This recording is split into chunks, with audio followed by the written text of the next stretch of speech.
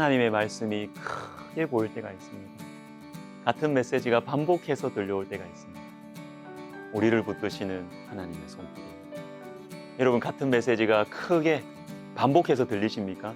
생각할 때, 기도할 때.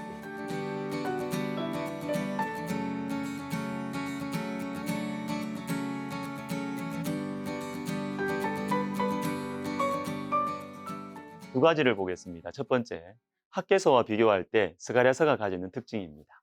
학개서와 스가랴서는 둘 다 포로지에서 돌아와서 하나님의 성전을 짓는 것과 관련되어 있습니다.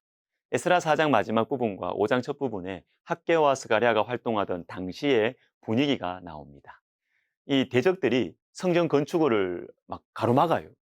아닥사스다 왕에게 막 고발도 하고, 왕은 그 고발을 받아들여서 성전을 짓지 말라는 조서를 내립니다. 그래서 약 16년 동안 성전 건축이 중단됩니다.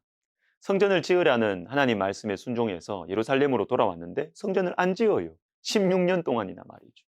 이때 하나님 백성들에게 영적인 도전을 주어서 다시 성전을 세우도록 하는 데 쓰임받은 선지자가 학개, 스가랴입니다. 학개와 스가랴의 말씀 사역을 통해서 하나님 백성들이 영적인 잠에서 깨어나는 것입니다. 자, 그런데 오늘 제가 강조하려는 것은 이 학개와 스가랴의 차이점이에요. 차이점. 같은 시기이고 같은 상황에 있는 사람들의 영혼을 깨우는데 이 두 선지자의 메시지의 색깔이 다릅니다. 학개는 약간 거칠어요. 그리고 직접적이고 좀 남성적이에요. 그런데 스가랴는 다릅니다. 부드럽습니다. 격려와 위로의 방식으로 말씀을 전합니다. 그 대표적인 말씀이 우리가 오늘 묵상하고 있는 이 스가랴서 1장부터 6장에 나오는 8개의 밤의 환상이에요. 근데 무서운 환상이 아니라 그랬죠. 대부분이 격려하시고 위로하시는 내용인 것입니다.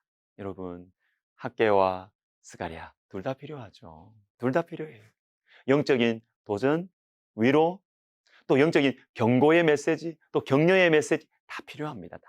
어떤 목사님께서 사무엘과 삼손의 사역을 이 대조해서 설명을 해주시는 것을 제가 예전에 들었습니다.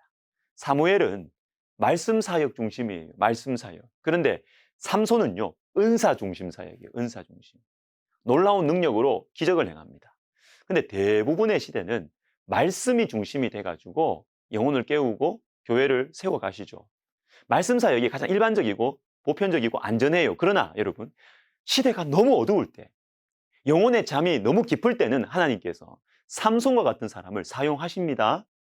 기적이 일어납니다. 은사가 나타납니다. 언뜻 보면 이상해요. 이상하게 보여요.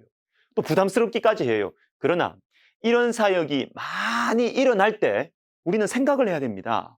놀라기만 하지 마시고 비난만 하지 마시고 지금 우리 상태가 어둡구나, 심각하구나, 하나님의 마음이 어떨까 생각을 해봐야 됩니다. 지금 우리가 너무 깊이 잠들어 있구나, 하나님께서 너무 안타까워하시는구나. 여러분, 잠에서 깨어나야 됩니다. 자, 한 가지 더 보겠습니다. 말씀이 크게 보이는 은혜입니다.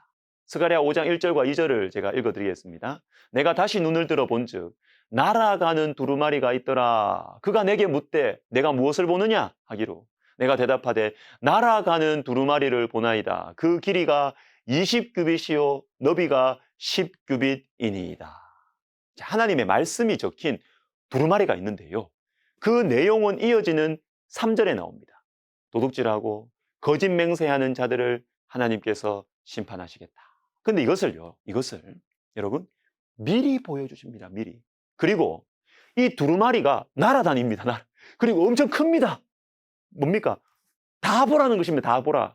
크게. 그리고 한 곳에 있는 것도 아니고 막 날아다니면서 이 큰 게 날아다녀요. 다 보라는 것입니다. 다 보라.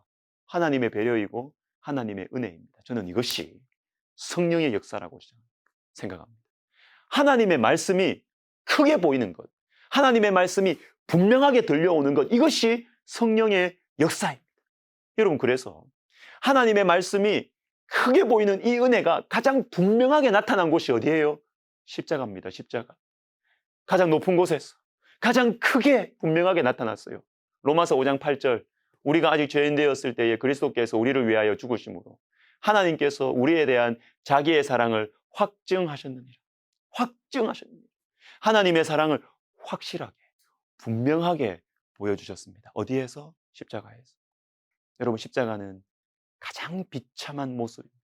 그리고 가장 높은 곳 골고다 언덕에 세워졌습니다. 모든 사람들이 다 보라고. 여러분, 십자가가 보이십니까? 우리 눈에는 십자가가 보이십니까? 나를 위해 물과 피를 쏟아주신 하나님의 아들의 이 모습이, 이 비참한 모습이 보이십니까? 십자가에서 들려오는 이 사랑의 음성이 들리십니까? 하나님의 사랑을 가장 크고 분명하게 보여주시고 들려주신 것이 십자가인 것입니다.